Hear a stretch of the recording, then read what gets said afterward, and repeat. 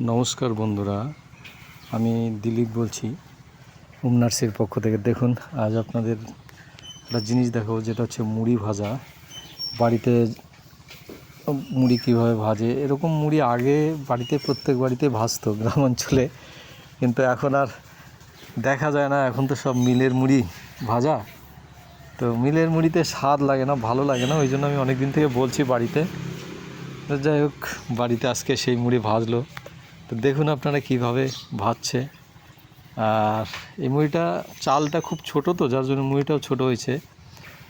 যাই হোক, এইসব মুড়ি ভালো লাগে, মানে বড় মুড়ি থেকে একটু ছোট ছোট মুড়ি বেশ খেতে ভালো লাগে।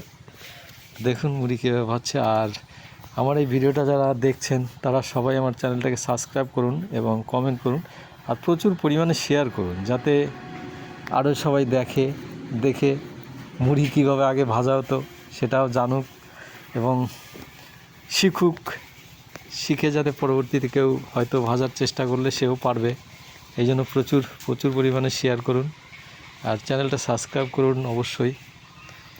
দেখুন কীভাবে ভাজছে। এরকম আগে হতো, ভাজতো বাড়িতে সবাই, এখন তো আর ভাজে না, সব কেনা মুড়ি। তো দেখুন কীভাবে ভাজছে।